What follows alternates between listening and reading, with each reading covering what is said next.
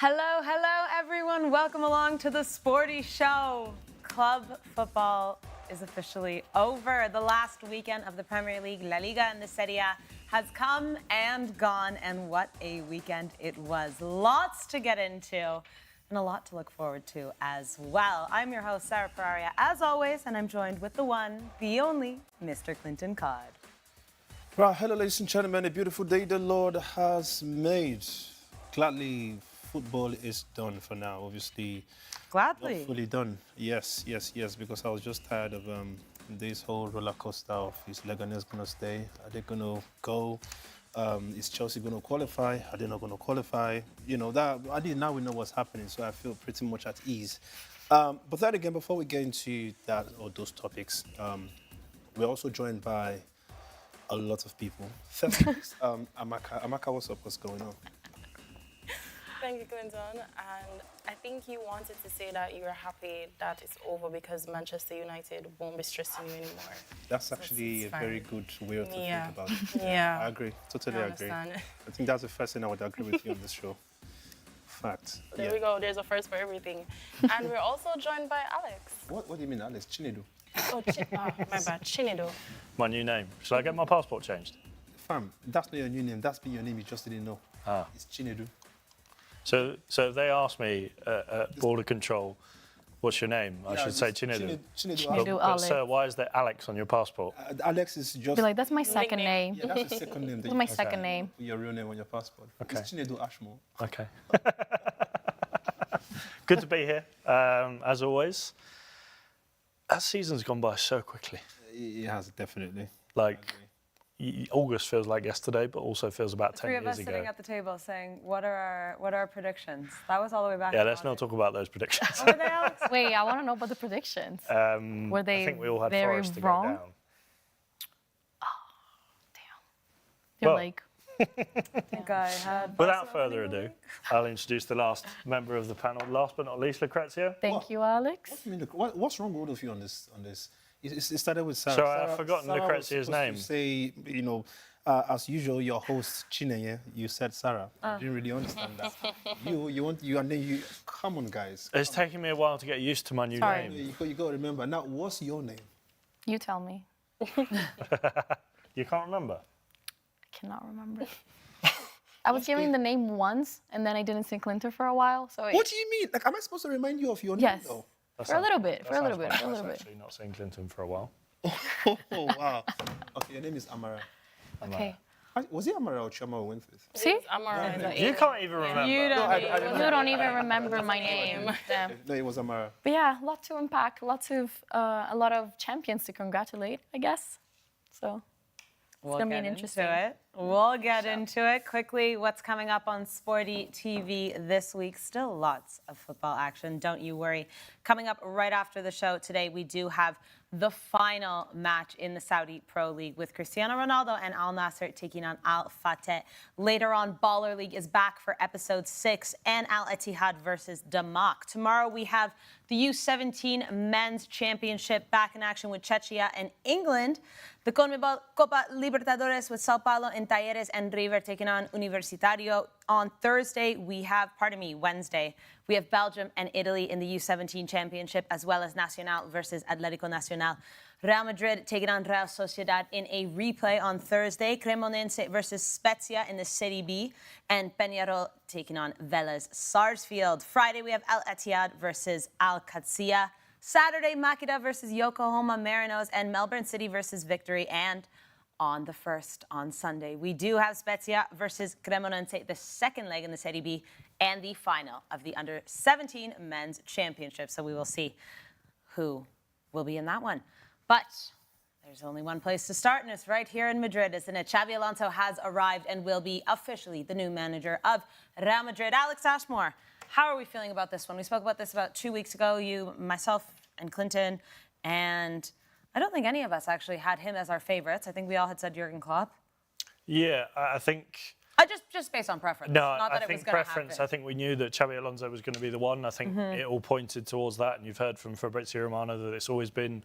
I think he even joked 1, 2, and 3 was Xabi Alonso, and it always was going to be Xabi Alonso. And having now heard him speak, was there this morning for his unveiling, as you would say, I suppose, as the new Real Madrid manager. And I was talking to a few journalists, actually, and a couple of us got to talking and saying how confident he seemed and how well he came across. And I think, obviously, he's so well media trained, and as most managers are these days, but he exuded a confidence that it was not arrogance, but it was a self-confidence of, I know the task at hand, I know the job that I have to do, and I believe that I can do it. And obviously there was the questions about Rodrigo, the questions about Mbappe and Vinny, how are you going to work that attack and who's going to play where? And I think what Real Madrid have now in Xabi Alonso is a manager that I think it was needed at this point. I think we talked about how perhaps Carlo Ancelotti was less of he was hands-off in his approach to managing, and Xabi Alonso, I think, is the complete opposite, and we'll see, I think, a different Real Madrid next season. I think so as well. He is returning home, though, right? So there is probably a sense of comfortability with him. Maybe that's also going in hand in hand. He said that. He was like, it's good to be back. People I've seen here that were there when he was there, of course, he was Ancelotti's number 2 when Ancelotti was here for his first spell. He's obviously played for the club. He knows the club. He's trained the youth teams, and I think that is something that helps in football. We always talk about he knows the club, but I think with a club like Real Madrid, it does help that a little bit more because there's so much pressure on a Real Madrid manager, and to know what's expected of him, I think he's dealt with that pressure a little bit more than perhaps someone who hasn't been in that Real Madrid sphere on the inside. And I'm excited for what's to happen, and I think given how well Barcelona did this year and the potential that Real Madrid have to improve next season, I think we could have a really competitive league season next year. Clinton, you've been pretty vocal about how you don't think Xabi Alonso is going to be that guy. Do you still hold that sentiment, or do you think maybe with some new players coming in, some players leaving, that he could turn it around? Yeah, I mean, first of all, I think what we've seen with Real Madrid, this season is just a Real Madrid that, was a kind of like very disorganized. And I felt like it wasn't, of course, I would blame Ancelotti because of, some kind of decisions he would make and how quiet he's been with this amazing set of players whom we would expect to be a whole bunch of world global superstars. Now, I felt like they needed a coach who was able to kind of bring them down to the level and have some, how would I say, he will have his hand on the players, and he's going to have some level of control, if that makes sense. With what I've seen with Ancelotti and this current Real Madrid, of course, Ancelotti is a manager who's extremely inexperienced. He's quite elderly, and you would expect him to have that, extreme control over these players. But this season, I just didn't see it, especially with the introduction of Kylian Mbappe. And I felt like, maybe we need somebody who was hands on deck. Yeah. Right? And that's the reason why initially I was saying, listen, I wanted a Klopp because I felt like Klopp he seemed like the guy who has that, the kind of attitude that players would look at. Of course, they would want to play for you, whilst they will still have that respect, whilst, again, you still have control over this, bunch of superstars. Xabi Alonso, fact is, Real Madrid with any coach have the right set of players. I think they will still fly. What we've seen Real Madrid this season is, of course, a whole season long of issues with the defense, right? And you had players playing off, different positions. For me, when you look at Real Madrid this season, it's pretty much very obvious what the issue was. When you have a Lucas Vazquez playing your right back, you have a Fran Garcia who's meant to be maybe like a second or a third choice, defender playing all through the season. You have a Rudiger who he played for a whole long time, being the guy who was in control. And then next minute we saw Raul Asensio coming to a kind of, have their assistance. The guys you would expect to give that Real Madrid level of play, they were nowhere to be seen apart from obviously Rudiger. Sorry, God help me with this name. I'm trying to. Give me a clue. No, I'm speaking about the defender who's been injured, who was... Alaba. Militao. No. Carvajal. That's the one. Thank you. See, all of these people you've just mentioned, all of them are meant to be proper central defenders for Real Madrid. All of them, all injured. Rudiger joined that whole, So, and then you have that Kylian Mbappe being a striker, when we all know he's always been a winger. Of course, we give him credit, though, because he's done amazingly well. In all honesty, I think he's been the best player in the La Liga so far, especially with how the season started and how it's ended. I think it's ended the best way for any player would obviously expect it. And obviously, a Kylian Mbappe level, I think he's done pretty much well. But, that Kylian Mbappe, Vinicius, and Rodrigo, we saw some kind of some disorganizing type of play, everybody trying to play for themselves instead of to play for the team. I think there was just a lot going on that I feel next season, whether it's Xabi Alonso, whether it's KlintonCod, whether it's maybe, I don't know who he is, provided they... For Real Madrid's sake, I hope it's not. Stop him, man. Stop him, man.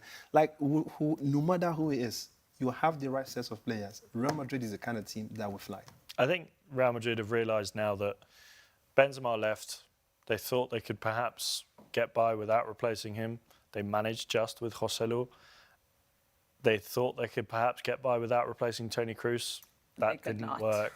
I think they've realised now that they do have to bring in those players. And we've seen, obviously, they're bringing in Trent, they're bringing in Dean Huijsen, they're looking at all of these other players. We've seen been linked with even Nico Williams and Enzo Fernandez, Carreras at Benfica, players that you could see Real Madrid looking at and thinking we really need to bring these players in to reinforce our squad. And I think perhaps we've heard this whole rigmarole and merry-go-round of whether the coach is involved with the transfers at Real Madrid. And I think mostly it's been the club that decides. But I think also now with Xabi Alonso coming, I don't know whether there's been a slight shift of him coming in saying, obviously the recognition there that the sporting... not the sporting director, but Florentino Perez will decide, because I don't think there is an actual sporting director at Real Madrid. It's more of just the club hierarchy that decide. And I think there's been that case of that recognition of they need to improve. They can't continue to try and get by without replacing those players. And, well, they've done that. They've still got a little bit more work to do, I think. And injuries, depending on the injuries next season, because like they've seen this season, Clinton mentioned those names, you can't sometimes plan for 3 of your centre-backs getting out and being out for 6 months. So be interesting to see how this Club World Cup goes and how the summer transfer window goes for Real Madrid. Let's talk about the Club World Cup, though, because obviously Xabi Alonso coming in and having to basically get ready, get set, and head to the States. Shantelle, how do you think Real Madrid is going to fend in this Club World Cup? Obviously, they still have a lot of injuries. Just yesterday, I think we were hearing Federico Valverde picked up an injury, but he's meant to be ready. Obviously, that's if things go accordingly. But we know that they're injured. We know some new players are coming. Now there's a new manager. So a lot of shifts, and that's sometimes can be good, but also can be difficult to deal with. Do you think that Real Madrid will, let's say, go the distance in this Club World Cup? Well, I would love to see that, but as you mentioned, they have like a lot of injuries still dealing with, and... Sorry, I'm trying to figure out how I'm seeing you past this. I was leaning this. Sorry. Let's do this. Sorry. That's what chat. No, it's fine. Yeah, they have a lot of injuries dealing with, and they have the new players coming in. I was reading somewhere that they're willing to pay, I think, like $5 million to Liverpool to get Trent involved in the Club World Cup as well. But I feel like I wouldn't want this to be where we really judge what he's able to do, because it's a short time and he's going to be dealing with the cards that he's dealt with, which is the injuries, the lack of, I don't know. It will be a lot for him, but I'm kind of interested to see how it will play out for him. Yeah. Alex, on Friday, when we were at Valdebebas, we were talking about Jude Bellingham and the fact that Florentino Perez has told the young man that he will be playing in the Club World Cup, regardless of the shoulder injury, and then he'll be set for surgery post-Club World Cup and will miss the first 2 months of the season. Now, me and you thought, well, maybe you missed the Club World Cup instead and focus on the season, but Florentino Perez has insisted. You a bit nervous to see Jude playing in that Club World Cup? I think it's obviously something that they've evaluated, and I'm not a doctor or a physio. I think the most qualified, believe it or not, the most qualified person at this table to be able to tell us more about this is Clinton. He is. But I feel like with what Jude's gone through with his injuries, obviously had to wear the shoulder strapping this season, and I think he's been affected by it quite a lot over the last year, 18 months. And they asked Xabi Alonso about him today, and obviously he expressed the importance that Jude Bellingham has in this team.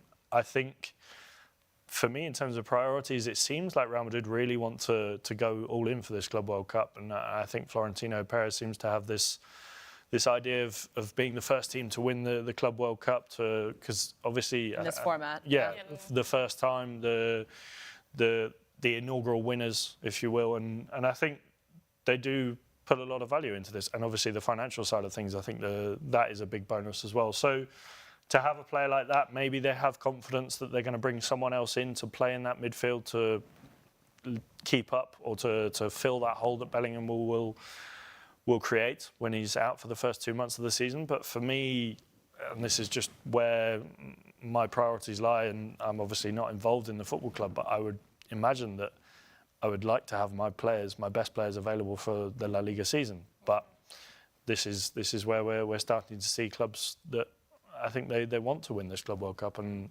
not just the financial side of things, but to win it for the first time, this first new format of the competition. I think Real Madrid seem to value that quite a lot. Especially going trophyless after this season. If you get that Club World Cup, then you know Real Madrid are going to say, but we did win a trophy in the calendar year. Quick poll at the table. We'll start with you, Lucrezia. Who's going to win the Club World Cup? Who's going to win the Club World Cup? Honestly, Okay, how about this? Is Real Madrid going to win the Club World Cup? I don't think they're going to win it. Okay. I think they're going to do well Yeah. with the new manager. But as we were saying, he doesn't have a lot of time with the players. They're also leaving to go to their national teams. So realistically, there's not a lot of time for them to, I guess, come together as a new team. But I'm sure they will do well. For who could win? Inter? I don't Bayern? know. I would say Bayern City? or... Can you bring yourself to say Inter? She did. She I has did. been. I have. She I has mean, on the show. for the Champions League, I still hope they do win. Okay, fair enough. But not the Club World Cup. I don't see them winning that. I guess Bayern is one of the possible clubs that could win. Or If City makes some or moves PSG. soon, I could see Pep pulling this out of the City bag too. somehow. Ashmore, Real Madrid to win? Why not? Okay, Let's go for it. sure. Chantal? PSG. Right, how could we forget? ClintonCod, can Real Madrid win this? Club World? No, I don't think Real Madrid can win this one. I think this season is it. They just need to sort out this whole player issues, and no matter what they do, I don't see anything happening for Real Madrid this season Let's at all. come I back think, fresh next season. I think if I'm looking at a team who I feel could be capable, I'm looking at a Manchester City. Manchester City PSG final? Probably.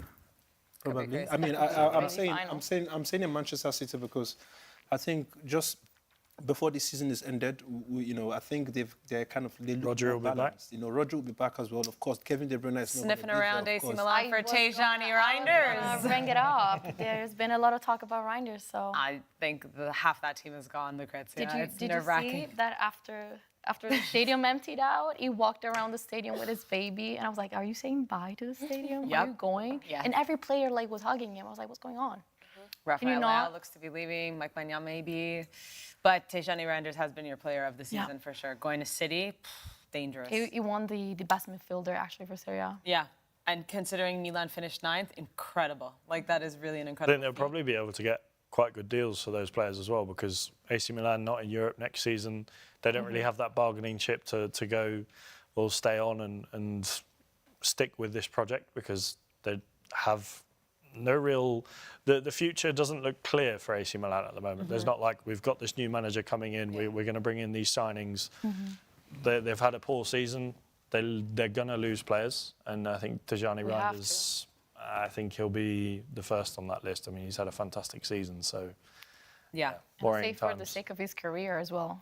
He can't just of course. stay there. It's heartbreaking, but yeah. We did ask you guys on socials if Real Madrid will win the Club World Cup, so Lucrezia, you'll let us know. But let's jump into some comments. What's going on? So we had also another poll before going on asking if Xabi Alonso is the coach that Real Madrid needs. Almost 70% of the people said yes. So they do see him as the perfect signing. Then we had a few comments saying that Klopp was never going to come because Xabi Alonso knew the moment will arrive and he's rejected Liverpool and Bayern Munich this summer to be here. Then, we mentioned the cross and the fact that they did not look for a replacement. Markinde is saying Trent is not cross replacement, but with those lines breaking passes, I think he's the closest to Toni Kroos from another area of the pitch. A lot of people saying they're pleased with the signing of Xabi Alonso, and they're really hoping that the club will sign another midfielder like Angelo Stiller. I don't know what you guys feel about this comment. I mean, before the Club World Cup, It's hard. You're saying. I think to bring in a player at that short notice, you're going to be paying above the asking price, I think, as well. Yeah. I think your clubs will know, like Liverpool can probably hold out and say, well, if you want Trent, give us 10 million, give us 15 million. You know, these are playing until the 30th of June. Yeah. It's, if you want him early, you're going to have to pay. And I think clubs know that. So, and I don't think Real Madrid will want to pay an extra 10, 15 million quid just for the sake of having a player in the Club World Cup. Should they have Trent, I think they'll have Dean Huijsen by then. Midfield-wise, obviously Jude Bellingham now, that is probably one of the reasons as to why he's playing the Club World Cup, is the Real Madrid think we're not going to be able to bring anyone else in before the Club World Cup, and he's going to have to stick it out and play. Yeah. Quick one on Carlo Ancelotti as well. So he arrived in Brazil last night. Chegou in Brazil, yes. warm He's welcome. there with his Brazilian hat, as we all saw. Hard to say right now. Obviously, World Cup's in a year's time. We know this. But do we think, Clinton, that Carlo Ancelotti can finally turn this Brazilian team around that we haven't really seen the best of in over 20 years? I mean, I've said it, you know, when the rumors started that he was going to Brazil, I did mention, I said, listen, him going to Brazil, this current Real Madrid would have been his internship, you know, on how to manage a team like Brazil, right? And in all sincerity, I've looked at what he's done with this Real Madrid. Just an introduction of Kylian Mbappe felt like Real Madrid has just gone shattered. Of course, like we said, there were issues on that midfield, the defense, and that could have played a very massive role, having people playing wings or positions they are not supposed to play, and, you know, it was kind of like making. But, you know, looking at this Brazilian team, it's a whole proper, you know, star-studded teams. All these players are all doing, except I think Brazil stands apart from countries like Brazil, England, you know, Argentina, and, you know, Spain. These are some of the countries where you have a whole full star-studded players all in one country. And it takes a coach with extreme visionary to know how to handle this type of players.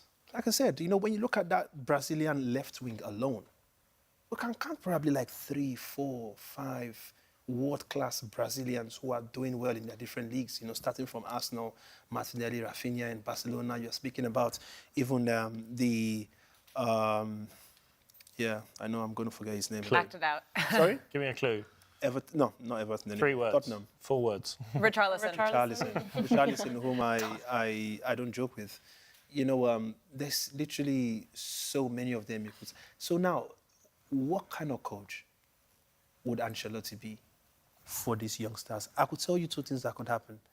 Is either they become the beast, they take us back to the Brazil of, say, back in 1998. I'm even speaking about as far back as, you know, in the 90s when It's I hard used to for some watch of all us these to go games. that far I know. So that's why I mentioned it. You might want to go check out Brazil from the 90s. But then again, if it doesn't work like that, I think it's going to be worse than what we see currently. He's got a year. So you think he's got time to implement his style, his tactics, his culture? National team management is so difficult, It though, is. because you only see You your don't- you players have a 2 couple weeks. times. Yeah. And also, like, with Brazil, like Clinton's mentioning, sorry to cut in, Alex, but the egos. This is a team that is full of egos. He does have the advantage of knowing a few of them. For Obviously, sure. Vinny and Rodrigo at Real Madrid, and Yeah. Militao, depending on how his fitness goes. And I don't think looking at- Militao should just retire from football, man. Well, he was back in training the Yeah, other we day. saw. Yeah, Yeah, but he's he going to was. go back on injuries. He's Like very- facts. Listen, there are some players you see that the moment this injury strikes, just give them a week or 2. I think what's play it. concerning, it's been both legs. Yeah. Well, That's- exactly. Both legs, that I age. think, Yeah. in all sincerity, I don't see him doing it. I think his case is just going to be the defensive side of Neymar. I mean, in terms of what's happened with Neymar too, with his injuries, I think Militao is just going to be one of those that, you know, he will get to a point where he will say, you know, I'm hanging my boots and I can't do this anymore. You know, his own is just going to continue. This is not a cost. This is what I think. I've seen this trend with some kind of players, and I think his own would not be any different.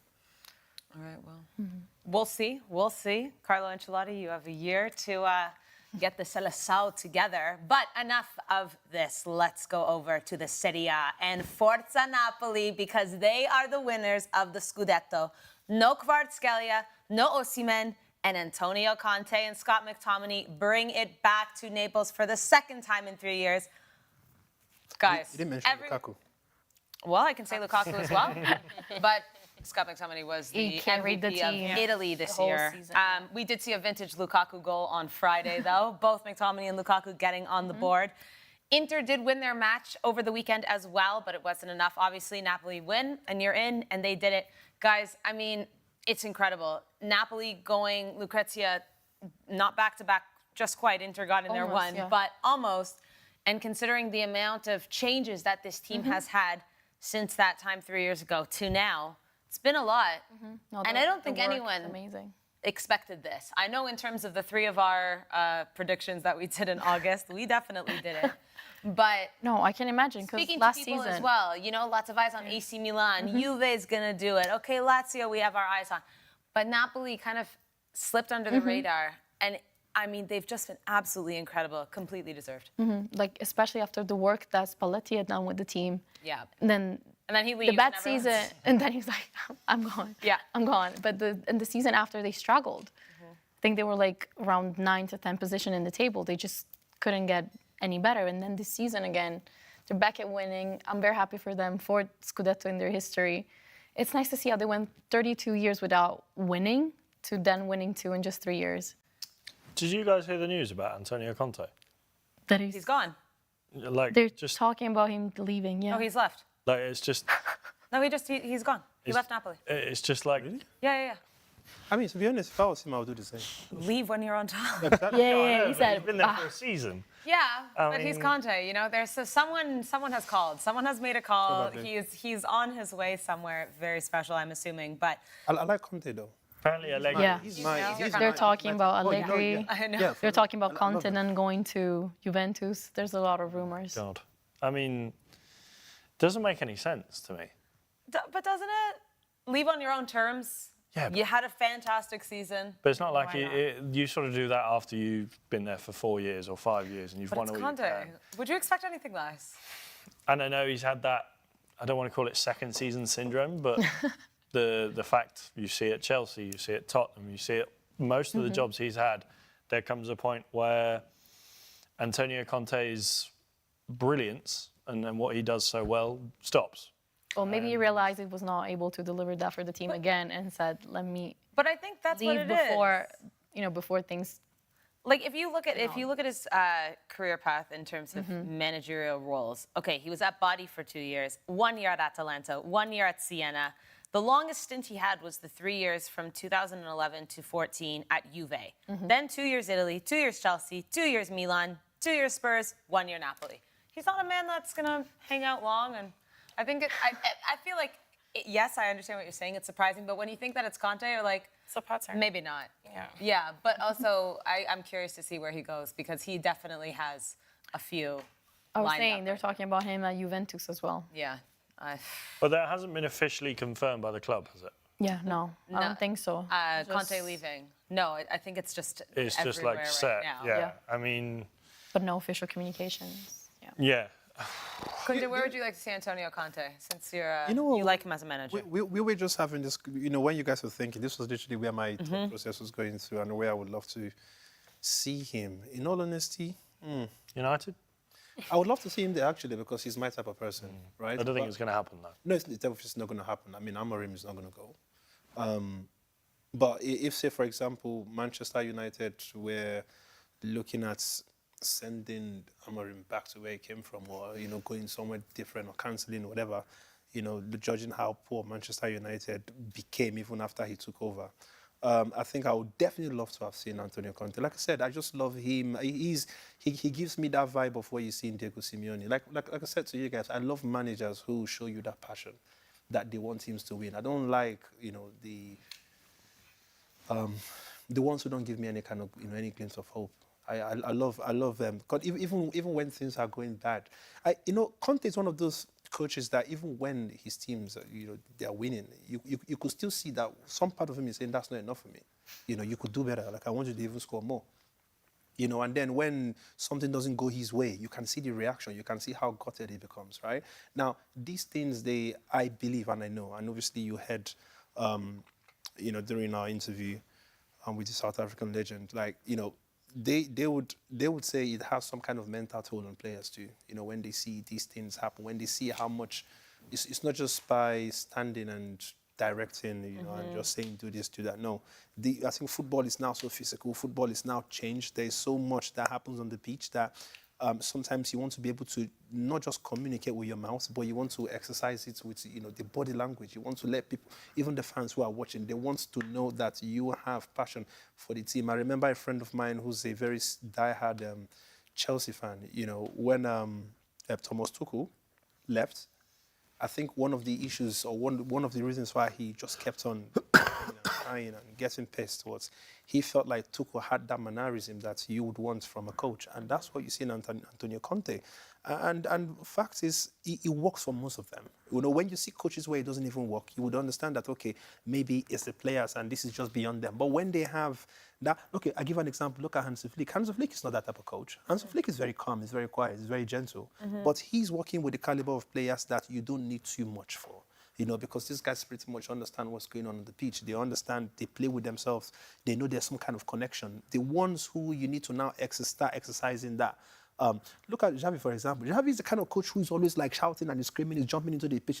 You know, it probably didn't work for him, but then again, he just didn't know how to make the team work for him, you know, the way we see it working for Hansi Flick. And now he doesn't need to do the talking. Do you see? Maybe also people are just different too. Sure. You know, everybody have their different way of handling people, and the ones who don't have that physical mannerism, that's just them. It could still work for you depending on your tactical level of you know, coaching or whatever. But Conte, the ones who show that emotions, the ones who show that direction on the pitch, the ones who go there and they feel like they want to even kick the ball themselves, those are my type of people. So Manchester United, I wish we could have him. I don't know if Conte is going near that. No, though, definitely right? not. Definitely not. It's Well, not happening. speaking about Manchester United, you do have to wonder what they are thinking right now after Scott McTominay scored an absolute golazo against Cagliari on Friday and has been named the best player in the Serie A this season. That's crazy. Clinton, I have to come back to you, obviously, being the Manchester United fan, but he's been absolutely brilliant for the club. He's come in, he's stepped in, he's fit in. He's been the most important player for Napoli, but also the Serie A is recognizing him as the best player in the league. Best overall. And then he's probably sitting there, Alex Ashmore, you know, with his Scudetto on his bed, hanging out and thinking, Manchester United, trophyless. This is no, it's not just 16th. trophyless. 16th, exactly. Crumbling. Like, for me, any ex or loaned Manchester United player will be looking at Manchester United like. I mean, they're all happy. Thank God. That I means laughed. all Anthony's already in the Champions League, or Europa League, pardon me, with Betis. Marcus Rashford, same thing, if he stays at Aston Villa. You know, there's something at least. Even if there's no silverware, there's something. There's hope There is for something, better, of yeah. course, There's absolutely. incentive. And when you look at that Manchester United, remember when they played Tottenham in the Europa League final, you know, we felt like, okay, maybe if they do win the game, they get a trophy, qualify for the Champions League next season. Maybe other players who have gone might kind of like feel, okay, maybe it's not that bad, you know, I could still come back, use what I've done with these places I've played for, and there's going to be some kind of high spirits. There's going to be something to look forward to. But right now, it's almost like, you know, you don't, and of course, McTominay is not going to come back. You know, he's a Napoleon. Is that what you call them, right? But Sorry, what? Did you Napoli. Did you Napoli say is the Napoli? city. Someone from Napoli. Napoletani. Napoleons. Napoletani. What? Napoleon, well, sorry, what did you, no, wait, no, what? no, Napoleon? Is that Napoleon like French Napoleon? No, I mean, Napoleons. that sounded better. Anyways. But now, like I could imagine Anthony coming back to United right now. I could imagine what's it called? I feel Marcus so bad Rashford. that you would even think about that. No. I mean, listen. You I have hear to- that and I just want to sigh for him. Like, you're just thinking of going back. Like, imagine you come out of a dark place and you're sent back into that dark place. Yeah, and Poor the Anthony. crazy thing, I like, wouldn't like even you wish said, that on my worst enemy. like you said it, they are going back to a dark place for real because Yeah. Manchester United is actually dark. Oh, yeah. Like there's nothing. There's literally Have you nothing. seen Anthony Like, talking about his time? They're just crying. no, it's. You don't He literally want him to spoke go about back his there. mental health. Yeah, you don't want him to go back. No, to man. that place. Yeah. No, I wouldn't. Even if I was on loan. Yeah. So if I was a Manchester United player on loan, to a team like Real Betis and I performed like Anthony, and they Please say it's keep time me. to go back, I would beg on TV. Like I would literally come out in front of the camera and say, please, anything anybody can do. Please Just continue. I don't want to go. I don't want to go. Don't send me back to United. United. Which is so sad though, because It is sad. this Imagine was your Manchester players looking at United. you like that. Being like, I don't want to be sent back to that place. Imagine you've gotten a PhD. All of a sudden, they tell you that, thank you. You've achieved all of this stuff. Now you need to go start doing your assignments in your BSc level. Like, what? Wait. What was all of this for? No, it's like you've just been demoted. Yeah. All of your hard work. Right. It's just all almost like A blip. it never. Like imagine Yeah, where you did it at all. the highest. To me, spring that's brought what it's back. going to look like. Like after playing, scoring wonderful goals, all the coys, Yeah. all these things that we knew Anthony for before he got signed to Manchester United. We saw all of them again from that Real Betis team. Yeah. And now imagine going back to that's what I'm saying. Like I'm sure just thinking about it whilst he's playing for Real Betis, he's going to miss a goal. Like I'm sure he will miss a one-on-one just knowing that he's going back to United. So that's how crazy it is. So now I feel bad. Sancho is not on loan, is it? He is. He is. Yes. Chelsea have an obligation to buy him, but they also can pay 5 million to United to send him back if they don't want to trigger that obligation to buy, which they probably will. Given that I they've was got gonna ask, are you guys, do you they've think got- he's going back? Esteval Willian, who's coming in the summer, and I believe Chelsea were linked with. I can't remember. There was another name that they were linked with recently in that position. And you know what I've realized? Chelsea's always signing Amorim, I don't know cheap how true. players. I don't know how true this is, but you remember there was some. I think Amorim did say that Garnacho would need to start looking for his own club, or he needs to go play somewhere else. And for me, I'm so scared that even the United locker room, there might be some kind of tension that we probably don't know, we're not aware of. And they're just kind of like being professional, trying to keep it away from a lot of people. Because, when you look at Garnacho speaking on that Europa League final, as questioning why he didn't start, because he did mention, he said, I started every single game, during this league competition. And then it comes to the final, you don't start me, right? Of course, I knew that was not going to go down well between himself, maybe the club, and Ruben Amorim. And Amorim literally said, listen, start looking for a whole new club. Now, fact is, Garnacho, whether I like it or not, he's a very good player. Yes, maybe he might have his ups and downs. He's had issues with consistency for some time. But I would have thought that Garnacho would have been somebody whom that Manchester United should have kept in terms of building that project. Because first of all, he's a youngster. He's a very good player. We've seen him shine. And this is not the point where we can now say, sorry, this is a Garnacho problem. Garnacho will probably go to a whole new team and they could celebrate him like we see with the likes of, this McTominay and was a whole bunch of them. I'm not going to lie, if I'm Garnacho, this is obviously a really sour moment for him, but take this and run because you're going to get playing time somewhere else. Definitely. And if you've seen the trend with players leaving Manchester United, I would do it. He's young enough that he needs constant playing time and he still needs to develop as a player. You're not getting that at Manchester United. So maybe this is some sort of bright light for him, and that's how I would look at it with Scott McTominay, the same thing as well. So I've seen links with Chelsea for Garnacho. I've heard that as well, actually. Chelsea's just linked to But everyone. then no, of course, they That's always do. That's what They I'm always do. thinking, like, But Chelsea's then linked again, with everyone. But then again, when you look at that Chelsea, though, do you think he would have any spaces? I mean, he's a good player, don't get me wrong. Yeah. Where do you think? I don't know. I don't. If I was Garnacho, I would not even go to Chelsea. I wouldn't go to. I'll probably go to a Newcastle level of like Athletic? Athletic, Atleti, 100%. definitely. Atleti is good. I mean, yeah, talking about Spain now, Atleti, yeah. I would It's a matter see of if him. he wants to leave the Prem or not, Yeah, what his offers are. But yeah, I've heard Garnacho and Andre Onana are expected to find new clubs. Oh yes, Andre Onana is the next one. I'm sure a lot of Manchester United fans would be happy to see him, go. But And then in, he goes in and all, actually shines. in, no, I was going to listen. In all sincerity, everyone else. I've said it so many We can times. do better. In all sincerity, Onana isn't a bad goalkeeper. Onana is actually good, but you cannot say that Anthony, Scott Mark, all these guys who have left Manchester United that are all doing well, we all call them bad at some point. Now, why is the goalkeeper different? Why are you not blaming defenders for the errors that the goalkeeper? Because they say he makes. No, but he quite makes a lot silly of mistakes. those errors have been him. No, But that's Not the the thing. team It's as the a whole. spirit of the club that is to me. I think it's the energy that the that's- club that's how- registrates. that's how the reason spirituality he drops a ball or do you think- passes it straight to the Okay, striker. Yeah, it's the spirit actually. That's what spirit Not sounds just like. him being a It bad is It's not him. Yeah, No, it's it that was the powerful, spirit. Alex. But Alex, I put this to you, my lord. My Right? lord. Wow. Lord. Wow. My lord. Oh. I don't know where that came I've from. been feel, bestowed a new title. My lord. Now, You but can change it at the bottom. Lord Alex Ashmore.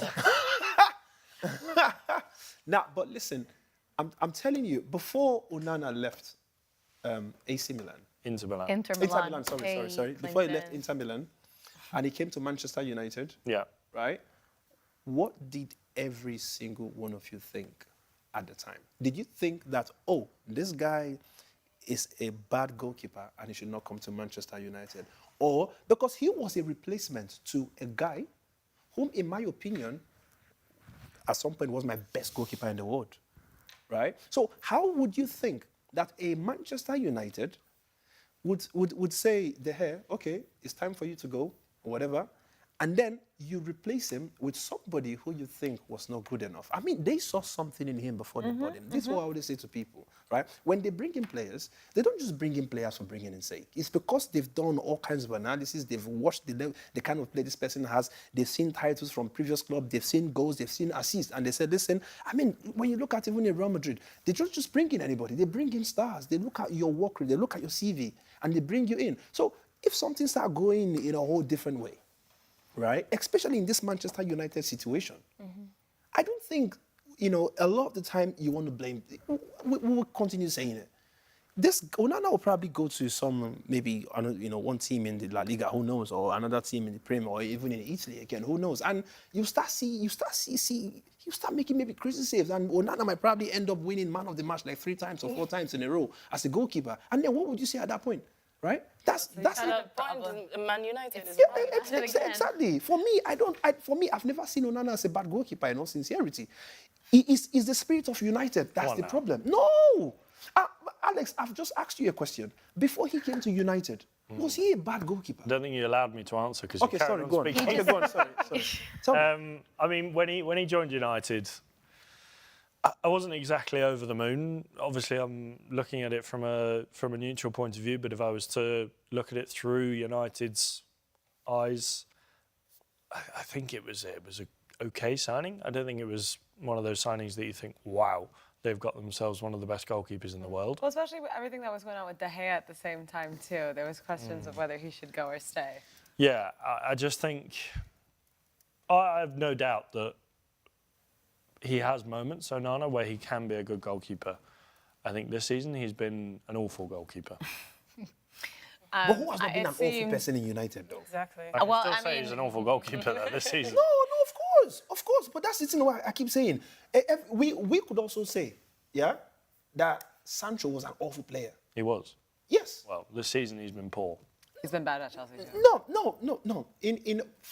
For me, in Chelsea, I'm sorry, I'm not one of the people who think he's been really bad, right? I think that he plays like a winger to me. No, fact. I just The heard only Alex reason, aside the only from reason, him. the only reason why you think, and I'm sorry because I beg to differ. For me, I have certain qualities I see in players, and I feel like this is what I want, even if it's not going to work for you, but you're still trying it, right? What's the difference between a Sancho and a Jack Grealish, for example, playing left wing? Both have been shocking this season. But let me give you the differences between these two players, right? One of them has zero confidence in himself. What does he do? He gets the ball. What's meant to be your job as a left winger is to take on defenders, right? Get the ball into the 18-yard box. Find a way to score goals. What does Jack Grealish do after spending 100 million, right? You pass him the ball, he looks, he taps the ball, and then he passes it back to the defender that gave it to him. Like, you would even see, you will see defenders even taking matters in their hands more than a person who's meant to be a Vinicius, for that team. And that's the reason why when you see Jeremy Doku coming in for City, you will see a whole difference. Why? Because Doku becomes that winger who is not scared of anything. But I would actually argue as well that Doku's been quite average this season. Nah, but listen, City has been average as a team. They only just picked up how many weeks ago? Since Pep went to make peace with his wife. No, but for real though. Like, why are you going to blame it on a player? Now, coming back to Sancho and Jack Grealish. Sancho gets the ball. Even in this same Chelsea, you see him trying to run through people. Trying. You see him, He's been quite, I think it's fair to say he's been fairly average this season. But I like the fact that you're saying he's fairly average, right? I feel like average is better than totally rubbish. Yes. How much is he worth? Like, if I tell you now, Jack Grealish and Jadon Sancho, who are you going to pick? Neither. But this is the whole question here. Like, if you're setting up a team, you only just have between these two players to pick from to play your left wing, right? Me as Clinton, I'm looking for somebody who's going to cause problems. But I think you would probably say yes, you pick Sancho, but it's like putting the question of okay, would you rather a player who scored 1 goal in 100 games or 3?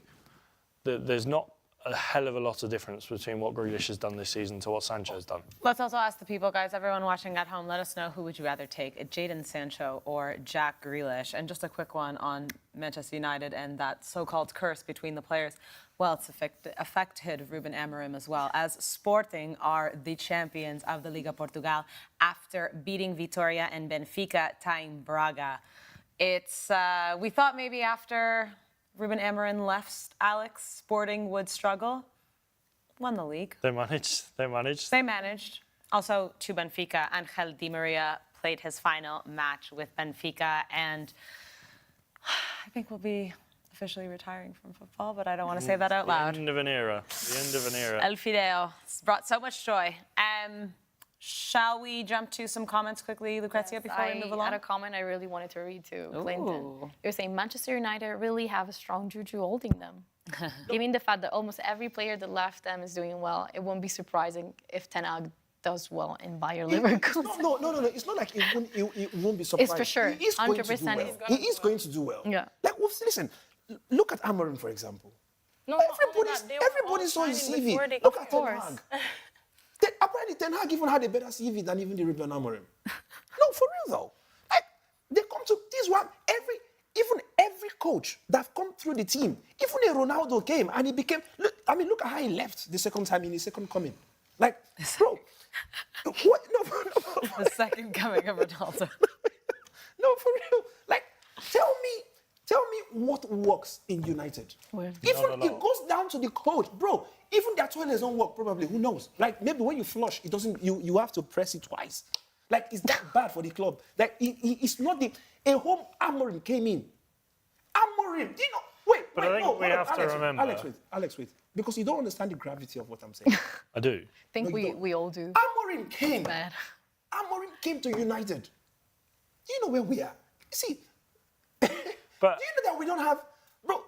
We don't have. There's literally nothing. Just in the middle. Let me tell you something, right? You don't understand how crazy this is. This is not an individualistic error, right? There is a spirit in the club. That's why I think it's naive to think that Amorim's going to come in November and by May it's going to be solved. This is a 2, 3, 4 year job before United are anywhere near the level of Chelsea, Newcastle, City, Arsenal, and then even beyond to Liverpool. You look at the time that Amorim's had at the club, yes, he's shown a great deal of naivety with being persistent with the back five and playing the formation that doesn't really work when you don't have the right group of players. But United need transfer windows. They need 2 or 3 summers before they can even think about challenging for top 4. This United team is rotten from top to bottom. The club is rotten from top to bottom. The way that the club's being run. You look at the way that Sir Jim Ratcliffe has come in. They're making more layoff, or they're laying off more staff now. And you look at how he's running the club. It's a toxic environment, and I think you can put some of the blame on Ruben Amorim for for playing the way that they have done, and I think showing quite a high level of naivety when it comes to the formation he's played. But this club is rotten from top to bottom. All right, well, on that note, just quickly back to the Serie A, where we were talking about Napoli, but as it stands, it will be Napoli, Inter, Atalanta, and Juve who are qualifying for the Champions League next season, with Roma in the Europa League and Fiorentina headed to the Europa Conference League. And as it happens, Bologna that won the Coppa Italia too. Right, Bologna is there 9th place, but able to make it based on the Coppa Italia. But over the weekend, we did see Empoli fall to Verona, meaning that they are heading down alongside Monza. And Venezia losing to Juve means those three are out and headed to the Serie B. So that's how it stands. We'll see how next year looks. Shall we move along to La Liga, guys? Go on then. Are you sure? No. I mean, are we going to... Clinton, do you want more comments about Manchester United? Can we not have any more from United, man? United is... We'll get back to No, but United, you know because we're how going to go to the La Liga, and then we'll talk about Prem, and we'll talk about United again. Okay. Maybe in a nice... Oh, well, In a nice... Do you think there's a nice in United? No? Okay. Okay. Over in La Liga, as we know, Barcelona had won La Liga a few weeks back now with Real Madrid at Athletic Club, yep, just for a moment there, Athletic Club and Villarreal clinching that 5th Champions League spot. But it was all eyes on the bottom of the table this weekend, guys. And Leganés are headed to the Segunda. They did their job against Valladolid this weekend I told them with to a avoid massive Alex. win. But because Espanyol got the win over Las Palmas. Because Alex got on a flight with them. The Juju? Yeah. I Think told it's you. him? It's Alex that jinxed it for them, man. Do you want to talk about it? I don't want to talk about it. All right, so Leganés, Las Palmas, and Valladolid are the 3 teams going down. Alex, it was for a moment there. For a moment, it seemed like with Espanyol drawing and it being 0-0 and Leganés up against Valladolid, that was enough. And it was. It was. And then there was a penalty for Espanyol. Yeah, and I think it hurts even more looking at it through Leganés' eyes that penalty was not a penalty and should never have been awarded a penalty. It was supposed contact, but it's a contact sport. You can't give fouls for every piece of contact. And Leganés did all they could. They won their game. They won 3-0. They played fantastically in the first half. They tore Valladolid apart. Jan Diomande, especially on that left-hand side, he was brilliant. And you look at this, and I'm don't sorry, think that was a penalty. but that's never a penalty. Honestly, And I think that was proper fraud. and you could hear in the stadium when that penalty was scored and it started to filter through the stands and people started to realise what happened, you could hear a penny drop. It was silent. There was a few fans off to the left, off to my right, chanting, and to be fair to them, they were singing all 90 minutes long, but it was quiet. And there was a certain...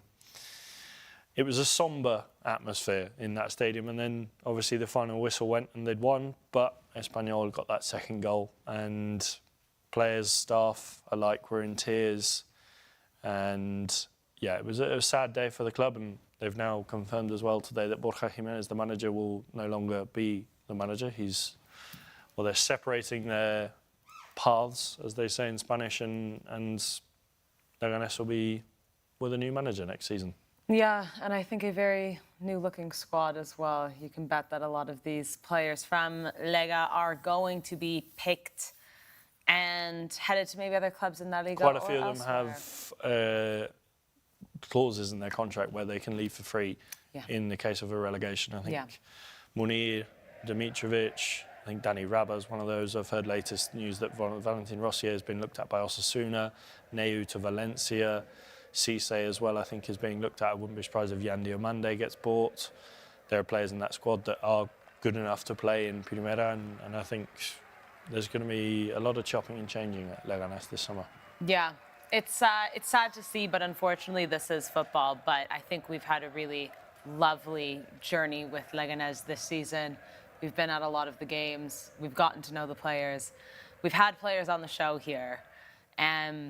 So it's sad to see, but I'm sure we will see Lega returning very soon to La Primera. Amen. Amen. Lucrezia, you were at Rayo Vallecano, who has qualified for the Europa Conference League for the first time in their history. think they're back in playing European football after 25 years. That's amazing for the club. There was crazy scenes. Everyone just filled up the pitch. A lot of celebration, a lot of people. Then the team bus was just going around the neighborhood. Everyone was just there celebrating. It was amazing for them. Yeah, Very absolutely. happy for Rayo. You love to see some new teams coming up and getting into those European competitions. So we don't end it on a bad note, Alex. How about we look at your top 5 one last time this season? The last. Don't the last piss one. ClintonCod off. I mean, Alex, this is the last one. It has to be Yeah. special. I mean, literally, I think the one from last week should have been this week. Forewarning, it's not special. Oh dear, here we go.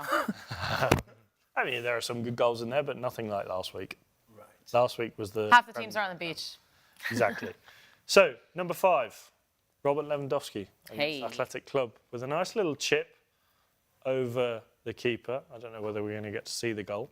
I did watch it. I was sad watching actually last night. I knew that Barca had won, but just Yeah. watching the last game of the season There we does go. something. And, well, a good win for Barcelona. Obviously, the title already done and dusted, but a nice way to end the season against a tough club. Fermin with a, A lovely little chip over the goalkeeper. Very clever. Do you like a chip? I love it. I almost put this further up. No, but you see what Lewandowski's done there, right? You have to be a striker To be able to do that. that understands. A good striker. No, exactly. I was just saying, no, you don't have to be a striker because, fine, we have Nicola Jackson couldn't pull half of that stuff. You can do that. I could do it, actually. But no, I would, easy. But then, Lewandowski, because this kind of stuff is, you need proper coordination within that split seconds where you're getting the pass. And knowing how to calculate how much you want the ball to go. Because you could just try to chip and it goes hit the bar, or it even goes above the post, or it goes on the other. But the way he's finished that one, I think, that's why he's Lewandowski. And number 4, Borja Mayoral against Celta Vigo. Now, this goal, assist from Uche, Yeah. so makes it all the more better. I saw this. Nice little turn, nice shot, bottom corner. A good finish. I remember watching the game and I didn't even react or anything. But no, for real. I mean, that's a normal goal for a player that gets paid at least 15,000 a week. Well, it's in my top 4.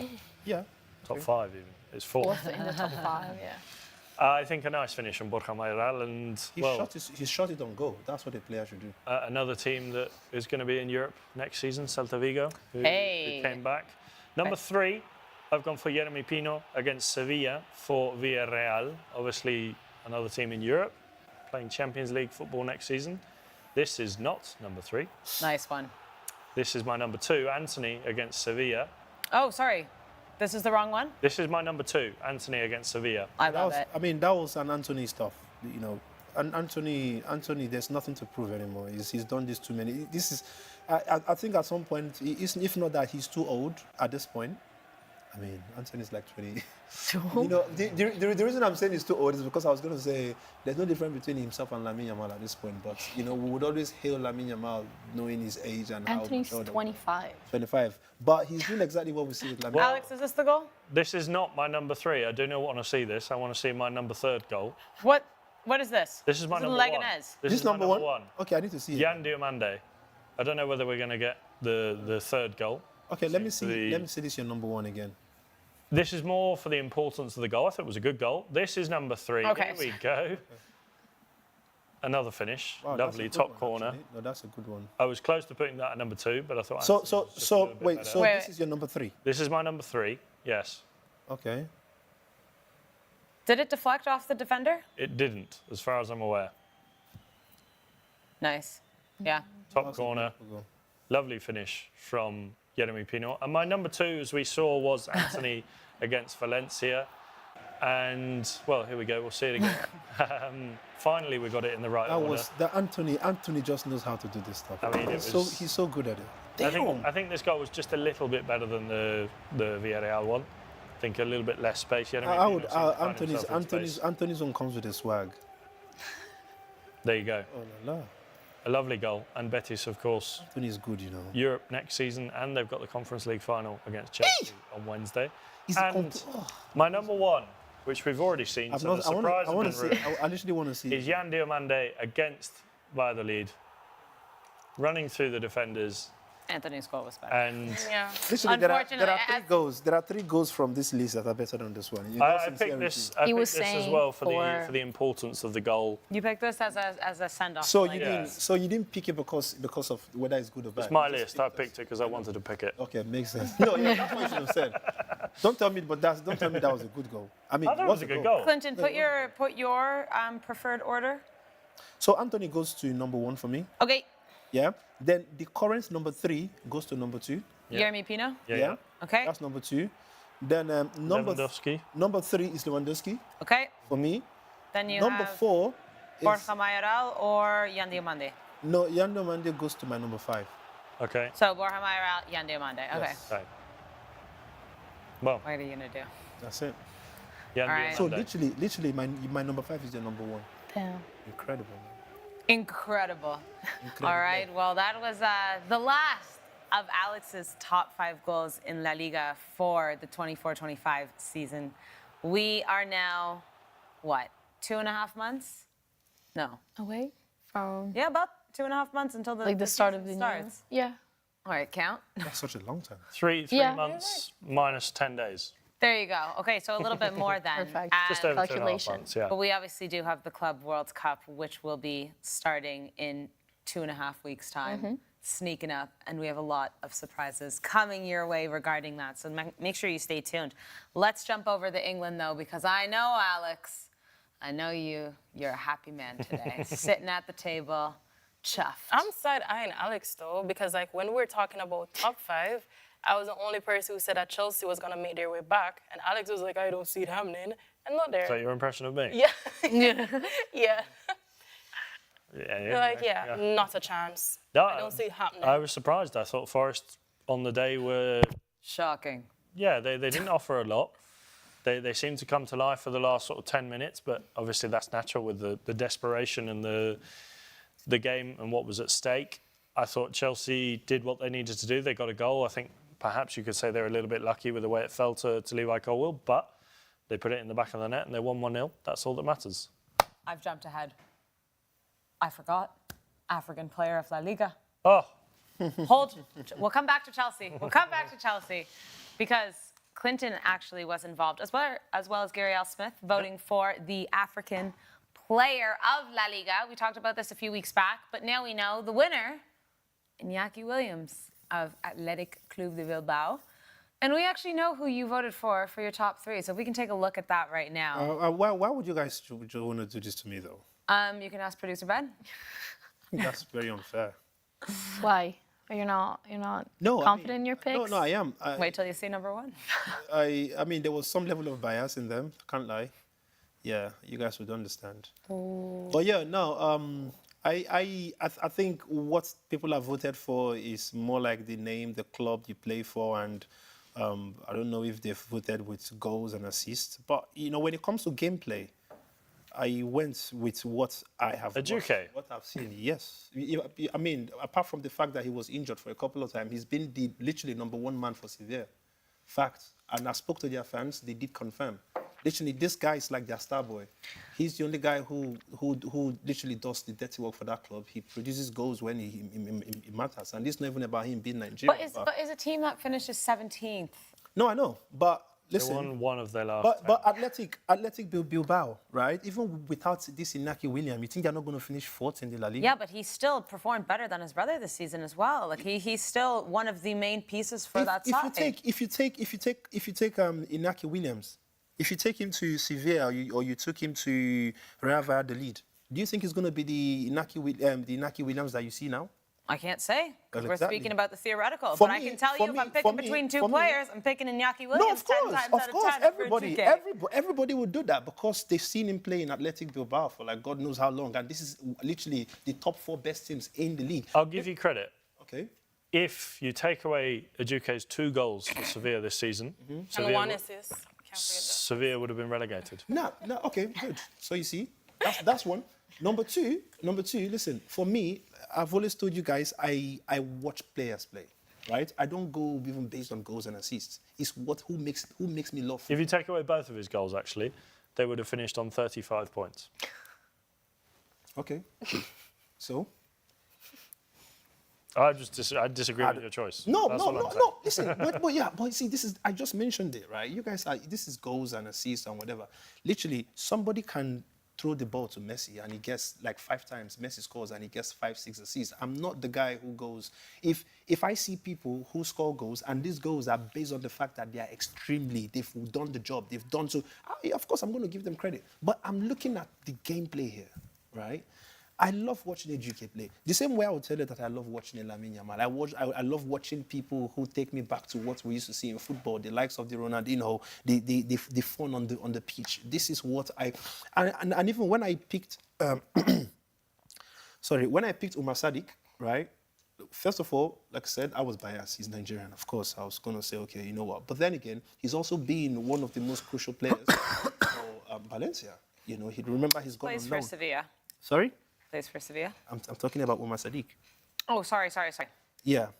So I would have, like, you know, remember, Alex, remember he came to play against Real Madrid. We said it. We said player. he was literally one of the guys. Since the turn of the year, he's been fantastic, I think, for real. this season. So, yeah, Inaki Williams, there is no way he was not going to win it. Even me that voted, I knew it. Like, there is no way he was definitely not. Because whether you like it or not, he's probably is the biggest African player in La Liga. What else do you expect? What's going to happen? I mean, I agree. I think Iñaki Williams, for me, if I was picking, I would have picked Iñaki Williams. Yeah.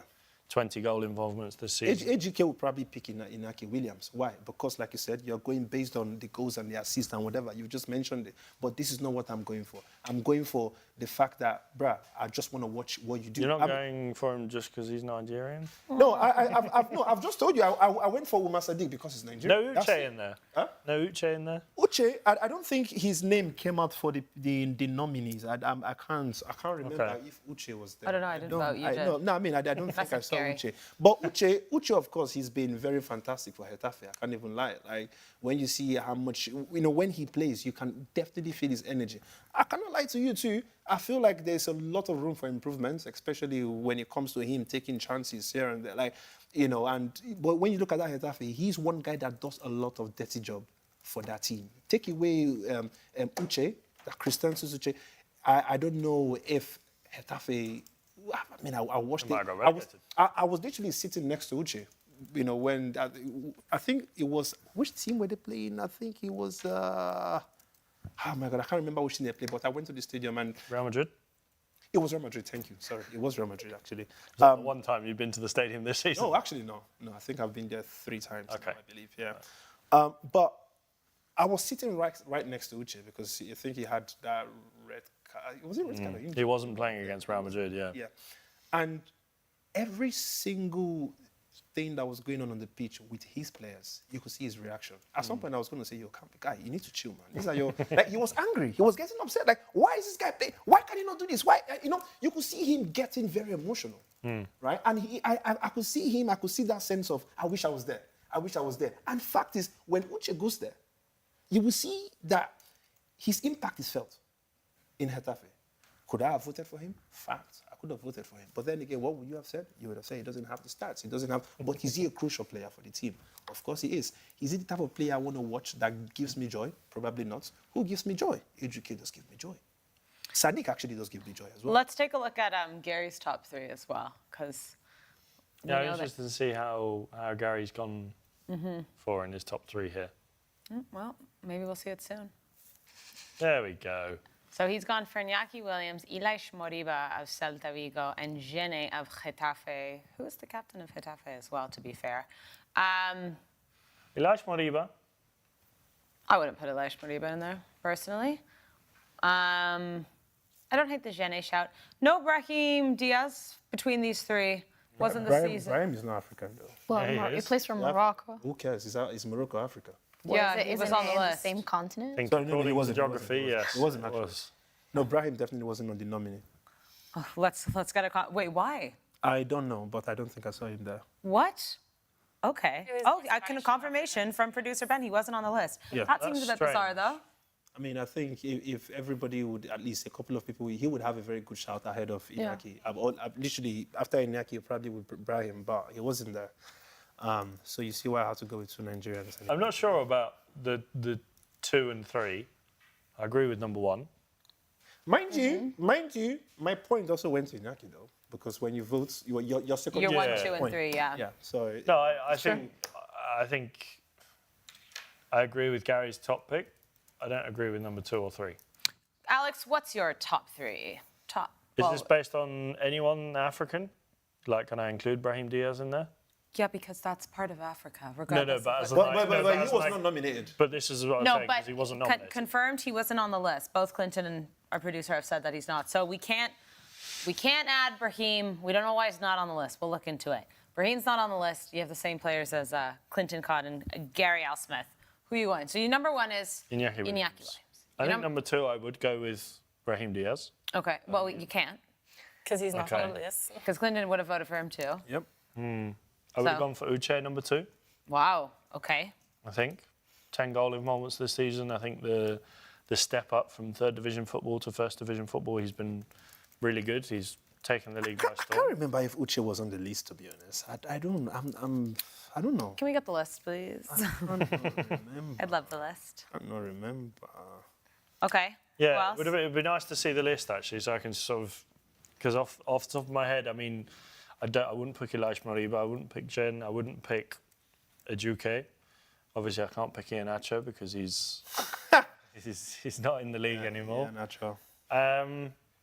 If Iheanacho was in the league, would you have picked him? Yeah, I think I would have put Umar Sadiq then as 3rd. Yeah, I think that was my top 3. Iñaki Williams, Cristanto Uche, Umar Sadiq. Shantelle, what do you think that's a think good of shout. Alex's top 3?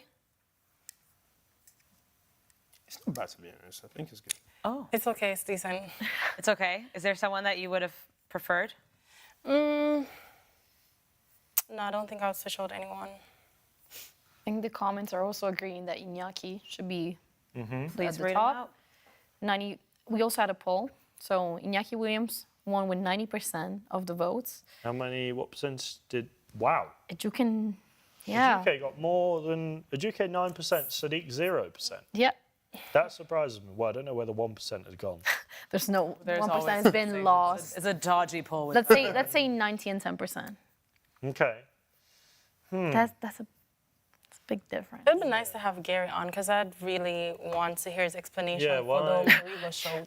Yeah, Markinde is saying I agree with Gary's top 1, not the top 3. Everyone is a bit, like the top pick. Iñaki is first, yes, but the top 3, I don't think a lot of people are agreeing with him.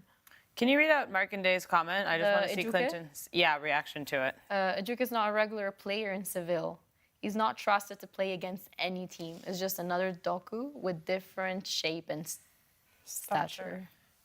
I wouldn't. I mean, in as much as that's a very funny comment, I wouldn't really agree with that because first of all, I've watched him play and I've also spoken to their fans at large. Maybe not all of them, but at least a couple of them who came to the Bernabeu at some point. And the way they see him and the way they respect Ejuke in that team, I think he's one of those players that if he leaves the club, he's going to be felt like proper from the fans because you can't really call him a...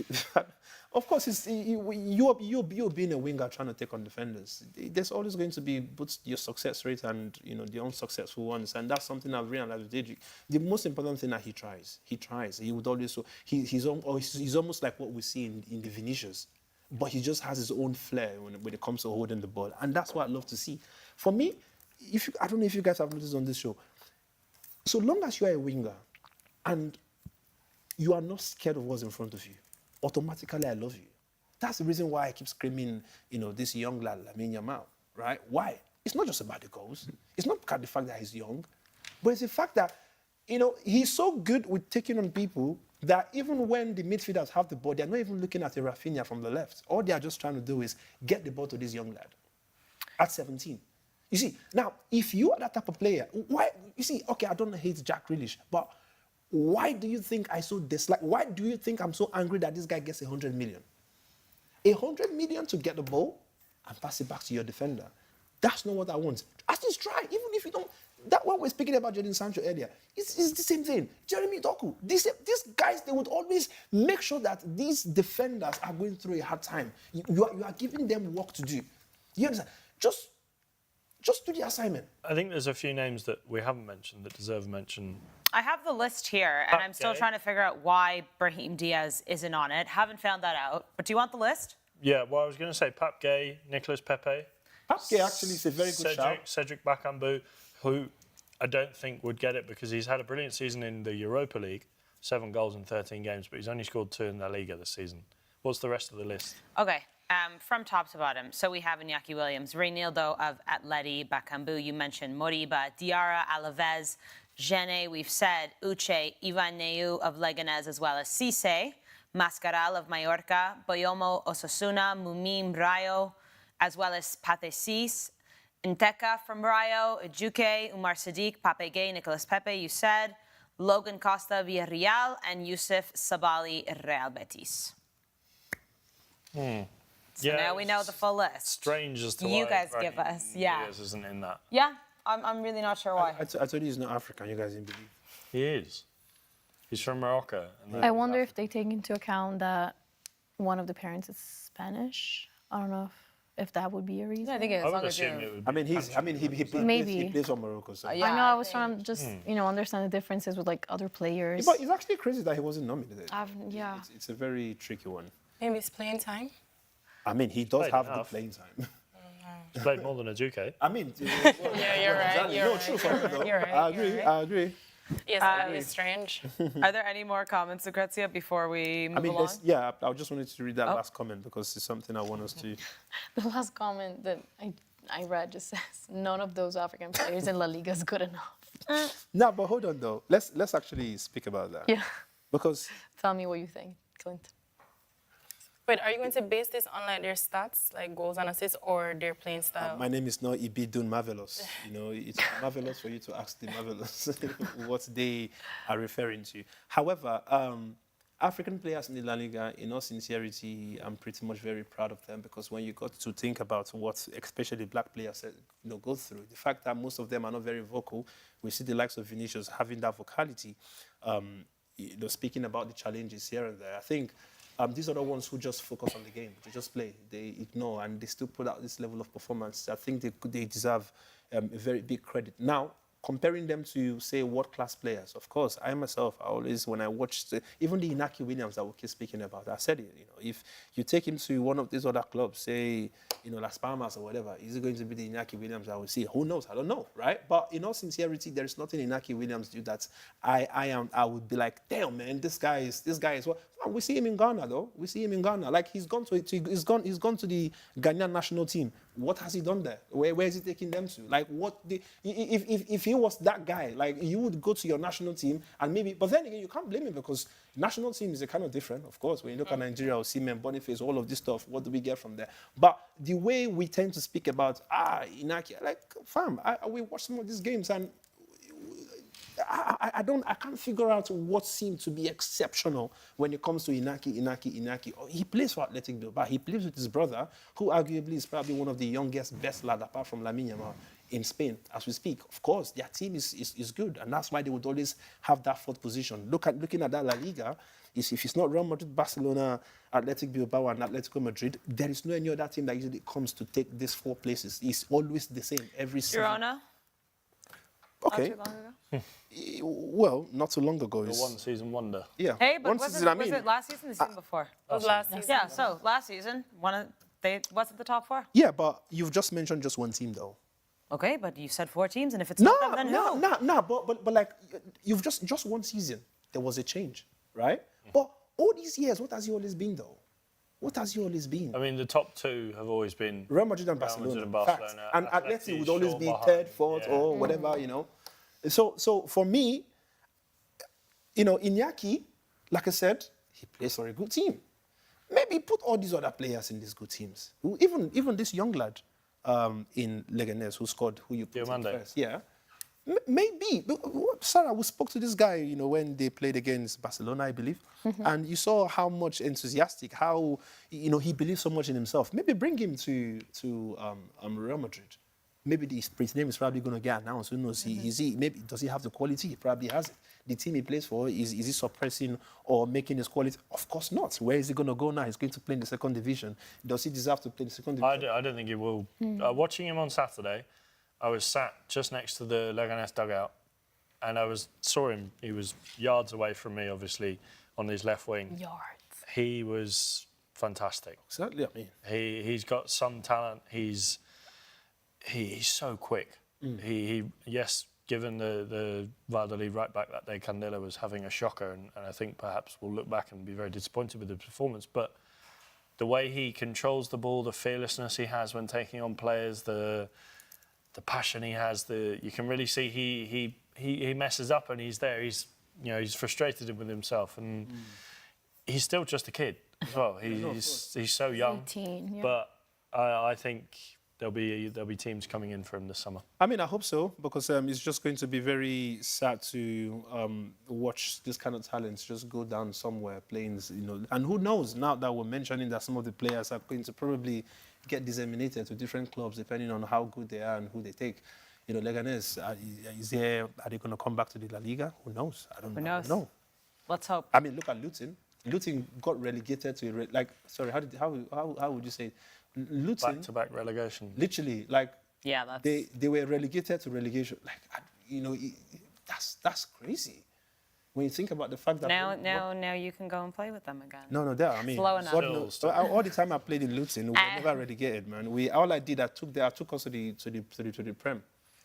Lucrezia, any comments before we move along? We had, Markinen giving his own list, if you guys want to hear it. It says Iñaki, Brahim, Boyomo, Sadiq, and Uche. Brahim is on my own list. I don't know about yours. Yeah, I think we all... Why is he giving off 4, 5, 6 players, though? Because why not? Why not? It's meant to be 3 players. Well, he says it's top 5. This No, is his top 5. tell him to give us... We've been speaking... I mean, then Iñaki, Brahim, Boyomo. If you take the top 3... Well, he didn't really say if it was according to that hierarchy. It's not a Juke, mate. I just think we'll leave it at that. No, I don't really care. Eduke was injured. Like I said, some of these guys were just based on national bias. So. Alex, and to all the Chelsea fans out there, my apologies for getting wrapped up and forgetting about the African player in that Liga. But let's move back to Chelsea, because they are, in fact, playing Champions League football. It doesn't matter what happens on Wednesday in the Conference League final. You didn't believe, you were nervous, but regardless, Enzo Maresca and co. will be playing in the Champions League. You delighted? Yeah, I think the season has been up and down for Chelsea. I think the way that they've gone from, I think earlier on in the season, one of the stronger teams, and people were even thinking, could they challenge Liverpool for the title? That was short-lived. And then they had that dip, the February, March, and they still they limped over the finish line. I think it wasn't exactly the strong finish. They won 5 of their last 6, so there was a pick-up in form a little bit in the end of the season. But when you look at how... I think the performance was complete on Sunday or yesterday. I think they turned up knowing what they needed to do, and they executed that. They got the goal, they won 1-0, they defended well. Granted, I thought Nottingham Forest were poor. I thought they could have done a lot more, and with what was at stake, you felt like they were a bit hesitant. Maybe the occasion got to them. And you look at this Chelsea squad and, well, they're in the Champions League. Looking at it now, I don't think they're good enough to compete in the Champions League. I think this Chelsea squad would be maybe not outside the top 24, but I think they'd struggle. But maybe a busy window ahead. A busy window, but then... Club World Cup? There's always that case of a busy window, does it obviously you're bringing in the players that you want to, but those players have to take time to gel and get used to playing in the squad. And you could look at some of the positions that they need to improve on. I think they need a new goalkeeper. I think they need a new back 4. I think the midfield, they're all right. They could probably do with another left winger or another right winger. Either side, I think they could do compensating and giving some backup for Pedro Neto. I think has been one of the standout players this season. And someone else to help Cole Palmer. He's got 15 goals in the Premier League this season, which for someone who supposedly had a bad season, is still pretty good. And for him to be playing in the midfield, he's had his injuries, he's not played every game. And you can only do so much on your own. And I think they need a new striker. And now that they're in the Champions League, it will make business a lot easier. And maybe they'll be bringing in a certain Nigerian who plays in Turkey. KlintonCod? Oh. No, not you. Get out of here. Victor Osimhen. What? Okay. He'll see that and he'll think, Chelsea, Champions League? I'm tempted. It almost happened last year. Victor Osimhen in Chelsea, though. I think Chelsea would cook. They will fry, they will boil. Hey. Now, everybody pretty much understands now that Osimhen walks into any club and he will become a star. Like, he would literally be the star of that league, who knows? The only one reason why I would love to see Osimhen in the Premier League, I've said it billions of times, is I want to see him go head-to-head with, of course, maybe Isak might probably not still be in Newcastle, and it's probably going to go, but it's literally going to be between, the likes of, assuming it comes to the Premier League, the likes of Osimhen, Haaland, even Isak. I'm saying if Isak still stays, then of course he's going to be there. But see Victor Gyökeres as well. Yeah, I know. Is he going to come to United? Arsenal, I think. Oh my God. Wait, is he going to abandon his boss, Amorim? If you look at it, Arsenal, the project that they've got, they're 1 or 2, maybe 3 players away from competing and being real contenders to win the league. They got to the semi-final of the Champions League with the squad that was quite thin when you look at the injuries that they've had this season. I think he looks at the Arsenal project and is quite excited by it. You look at that United project, you've seen the players that have gone there. You've seen what's happened to those players. You've seen what happened to those players when they left. I think he's looking at United and thinking, I'm not so sure I want to go there. And they're not in any football, playing any European football next season. Shantelle, you had Chelsea to finish in Champions League contention, and not only did they finish in contention, but because Newcastle lost to Everton at St. James's, who, by the way, who was it from Sporty FM that we had on Thursday? Was it Nathan that called Everton winning? Kelvin. Kelvin. Yeah. We were all saying there's no way, Alex and I. St. James's, there's no way. I mean, what capitulation do you want to talk about first? We have Aston Villa, we have Newcastle, and we have Nottingham Forest. But Shantelle, you did call Chelsea in the top 5, and they finished 4th because of Newcastle's loss as well. Newcastle snuck in there, though.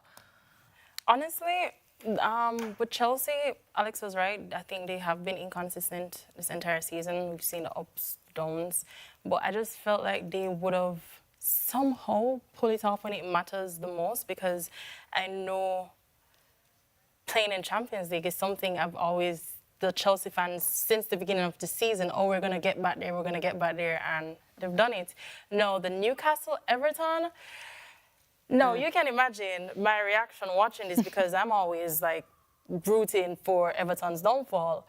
But I didn't see this. I literally did not see them pulling this off, but they did it, and they're thanking Manchester United right now for beating Aston Villa, because if Villa had won, they would be in the Europa League. Yeah. So, sorry, really quickly, just on Chelsea. I just had an epiphany. What my surprise of the season in the Prem was Chelsea finishing in the top 4. Yeah. We've done it again. We've done it. Como to stay up. What was my surprise in La Liga? Endrick not playing well, something like that. Anyways. I'm honestly 3 for 3. You don't get playing time, you don't play well. That's it. Clinton, let's talk. Yeah. Manchester United. Are we coming back to that stupid team? Wow. They got lucky. Hey, they won. Well, Thibaut Martinez. That was a red card, but then the whole controversy of whether Bayindir had 2 hands on the ball, I think he did. Whether it looked like he was in control of that ball is another question.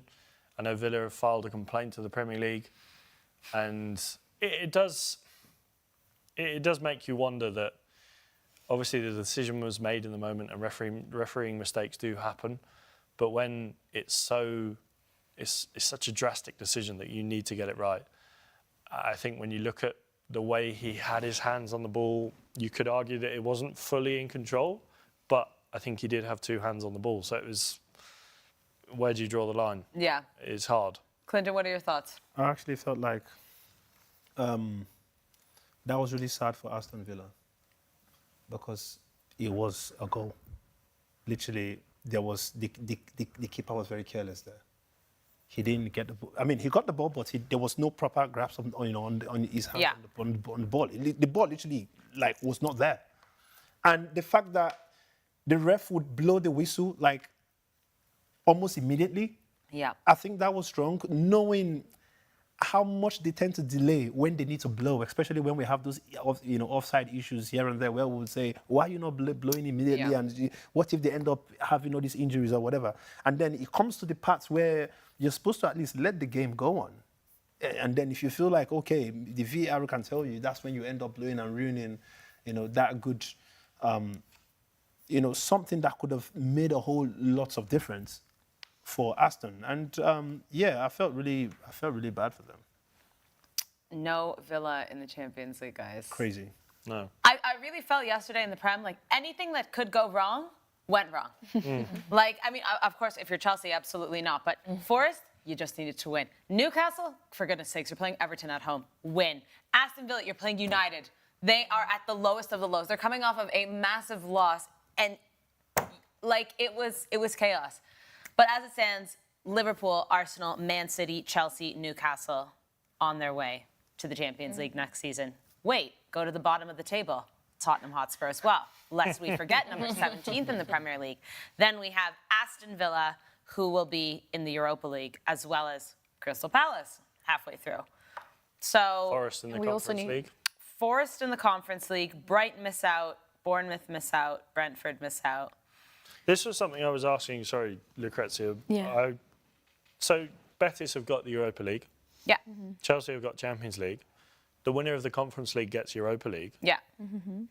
What happens? I guess They play for the trophy. Nothing else matters. But do they not?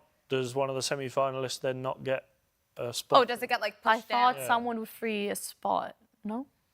So whoever wins, so let's say Chelsea win, then would that mean Nottingham Forest get to play in Europe? No, I think maybe one of the teams that were in the semi-final of the Conference League that didn't reach it, like Fiorentina or Djurgården. Really? I'm not sure how. But isn't it based on the league and the winner of the league, and then it's bumped down on that? For example, like in the Champions League, weren't we talking about this when Chelsea was already top 4, so the 5th place got the Champions League spot? Yeah. To be honest, I think... Are you telling me there's hope for Forest? No, I think as far as I'm aware, that's it. They just play for the trophy. Yeah. Because the winner of the Conference League normally gets the Europa League. Yeah. So, and Betis have already got the Europa League. So it doesn't matter. So I don't know whether, if Betis win the if Betis win the Conference League and they get the Europa League, does that mean Osasuna then get Europe?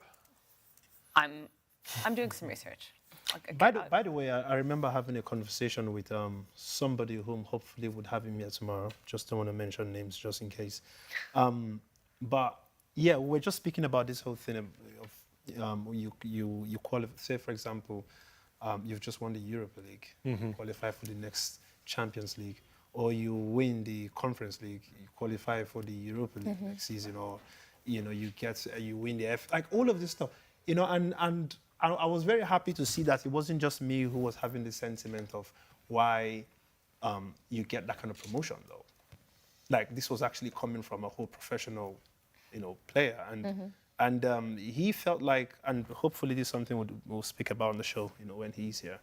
But, he did mention, he said, if you win the Europa League, that should automatically qualify you to play the next year's Europa League.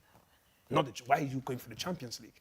When there are people who have worked hard for the Champions League there, and now you knock them out after lasting a whole season of trying.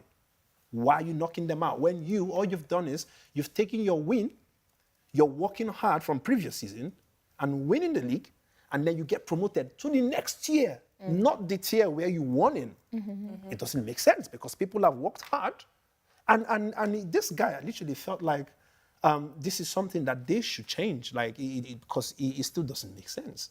When we spoke about this last time, somebody in the comments said that maybe that's the reason, because they're trying to keep Europa League as a decorated title, keep it relevant. And I found that comment very funny because, you're right. If you win Europa League, you go on to play again, but straight to the Champions League, because, for example, who won Europa League this year? They just get a pass to Champions League. Yeah, well, exactly. To me, which wasn't deserved to me, because look where you finished in your table for Prem. I still think they should give a spot to the Champions League. Really? Because you've worked hard. You talk about working hard in the league, but you've worked hard and you've won that competition. Okay. There should be a reward for that competition. A reward for it is that you automatically qualify for the next one. No, but the incentive to qualify for the tournament above that.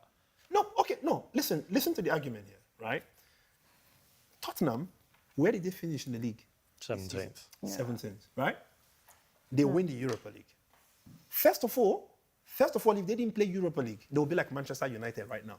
Yeah? Now you win the Europa League and you finish worse than United. I think the best thing you should be getting is to play next year European But then that's where Europa League. it gives chances to clubs that perhaps wouldn't be able to compete in the league. Yes, I know it's a different circumstance with Tottenham, and it's very rare that we see something like we do with Tottenham. But you look at the FA Cup, Crystal Palace. They won the FA Cup. They're playing in the Europa League. It gives chances to clubs. It's an alternate route for Palace. Being kind to Palace, they're probably never going to finish in the top 7. It would be a push if Palace finished in the top 7. But by winning the FA Cup, that's given them a chance to play in the Europa League. It gives chances to clubs that otherwise wouldn't have that chance because they can't finish inside the top 7. Can you tell me if this makes sense to you? If Chelsea wins the Europa Conference League, they can choose which competition they get to play in, UCL or UEL. They're obviously going to choose the Champions League. So it's to cover a team from Europe's lower-ranked leagues winning the Conference League. If they take up their domestic UCL place in the qualifying rounds, they wouldn't be guaranteed to play in the UEL or even European League phase at all, depending where they start qualifying. If they feel making the UCL League phase through qualifying is tough, they can opt to take the automatic place in the UEL League phase earned by winning the Conference League.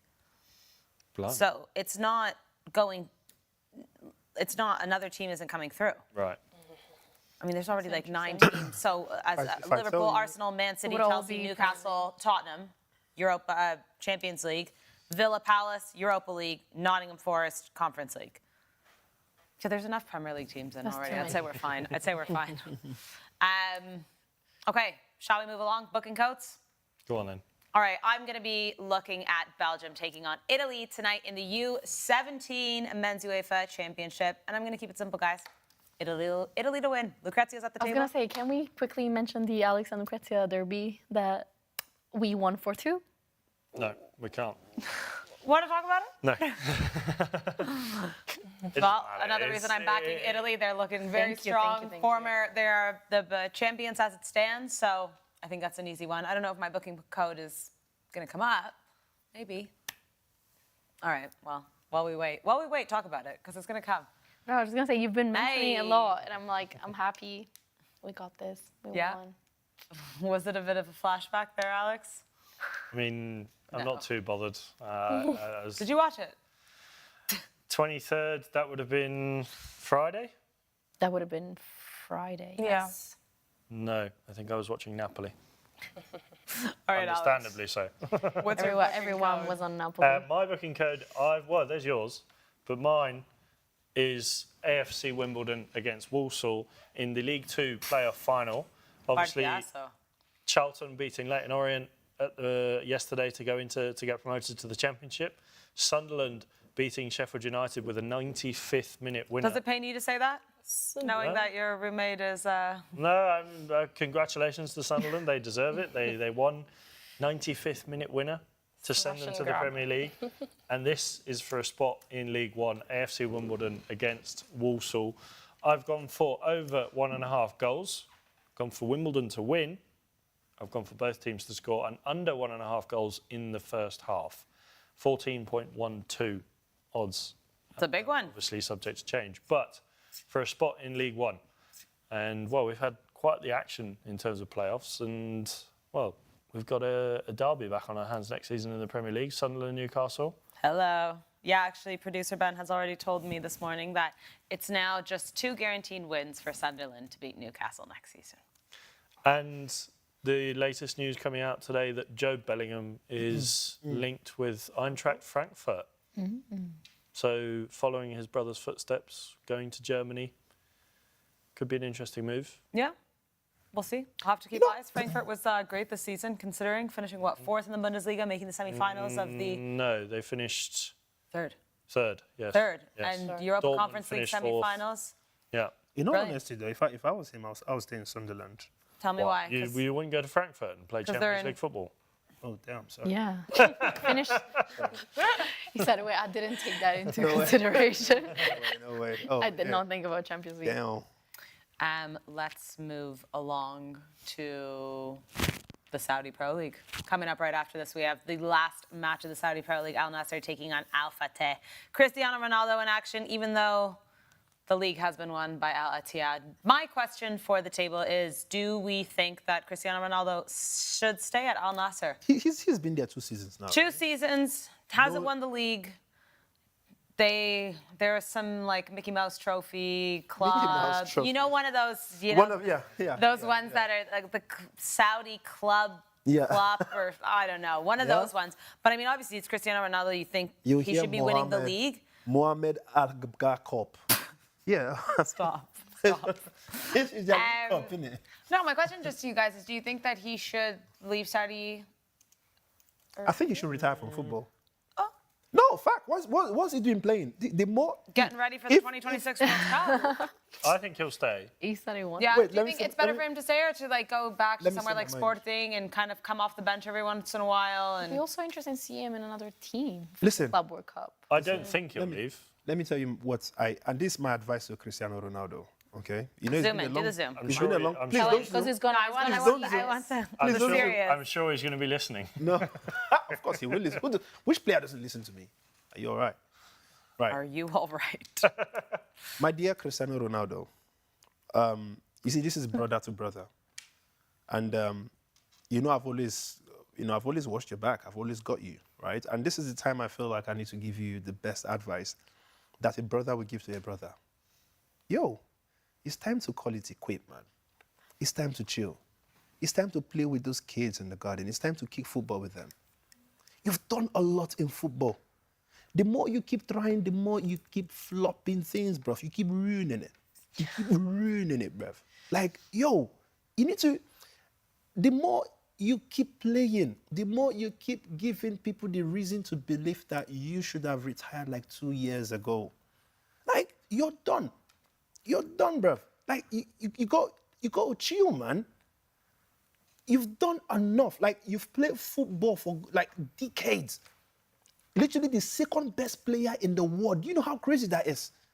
At what point do you say to yourself that this is it?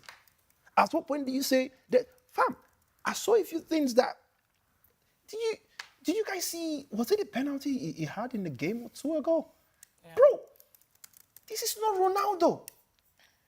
This is Dorona. Sorry? Like, bro, he needs to just back it up, man. Honestly, if you are a real Ronaldo fan, if you love him, you would know that this is the time for him to quit. Is it this one? Yeah, watch. Like, bro, no, I think I wish this could go so people see what I'm talking about. Like, this is not Ronaldo, man. Wait, Ronaldo is 40 now, isn't it? Yeah, Or is he 40. 39 and a half? 40. Oh, 39 I and don't a half. think he's gonna go until he gets to that goal of 1,000 goals. I was gonna say there's a I lot. don't think it's about titles anymore, so maybe he will stay with Al Nassr. But I think it's really about him getting to that 1,000 goals, like his personal goal at this point. There's a bro, lot of let them comments just count all the mentioning goals that. he scored before he became a pro, man. If that would make you happy, just add it to the numbers and make 1,000 and just call it a quit. Here we go. Ha! No. Wait. I want to see the full version. Oh, damn. Yeah, don't worry. I think they will it's the- Don't worry. They will still bring it back. They will position Don't it in worry. a way that... You can see the post, and you can. Wait. Just wait. Watch that. Watch that. That's bad. No, this is the second best player in the history of football. You know how? No, you can't. Bro, hit the target at least. Let the keeper save it. You think This is- he should leave, but I don't think he will. No, of course, because he's literally the business part of the Saudi football. Yeah. That's the reason why they're probably offering so much money, because they know that his presence there has some kind of effect on players coming in. But I think he'll wait until the 2026 World Cup. But what do you because think he's going to do at the 2026 World Cup, though? I don't think it matters. I think as long as he's on that Portuguese side, if they win, then he's part of winning that. And then he needs to play until that moment to keep fitness. So I think there's at least 1 year. I'm just asking more if he stays at Al Nassr or does he go somewhere else. But I think there's at least 1 more year of Cristiano Ronaldo. But I think after the 2026 World Cup, he's going to retire. He has to. I mean, he'll be 41 at that point. It's just ridiculous, the longevity of his career. But for sure, 1 more year. There's no way he's missing. The World Cup is around the corner. He's not missing it. Man, no. Marking days. You see. He came with violence, right? He's well, Mohamed Kamara. Sorry, I'm stealing your work here, Lucrezia. Yeah. Do you want to take Second, 5 question marks. It's like, what do Sorry? you mean second? Someone is asking second. Does Third? that mean Like, is he Mohamed second? thinks No, that but- Ronaldo should be third, or Fourth, Maradona, Pelé. Okay, let's settle it. Let us What wait. number? What No, number does- I comment. hate this No, game. no, no, Stop no, no, no. playing. Let's settle We're it. over this game. No. The Because game doesn't exist no, wait, anymore. no. Let's it ended settle in it. 2022, No, please. wait, let's settle it. What number does Ronaldo fall into in the history of the best players Two. who have ever existed? You said you think it's number 2. yeah? What number do you think? I would say 3, third. Third. Who's second? Who's second? I don't know. I was gonna say Maradona, but like, Shantelle. Who's? Can you which skip number? me? No. Can you skip me? I know. That's not an option, I'm afraid. I'm gonna say he is the best. Okay. Wow. No, I mean, I agree. It's your my it's your opinion. choice. Sarah, which number does he fall under for you? Yeah, I'd say second, but like Maradona is knocking at number 3 right there. I think Maradona is more giftedly talented than Ronaldo. yeah, definitely. But I think Ronaldo's work rate, his ability Yeah. to score I think- is incredible. Yeah. It's also, I really find it difficult to compare players from different generations Yes, yeah, because very the hard. football that they play It's is not- so it's different. different. Yeah, Like yeah. it's so different. But Yeah. I think Maradona's much more gifted, talented. talentedly gifted. I really Yeah. couldn't get there. Yeah. But Ronaldo is, in terms of like conversion rate, it's incredible. I think I'll definitely put him on my second as well because Yeah. for me, knowing that, you Who's your know, number when, there's sorry. Who's your number one? Himself.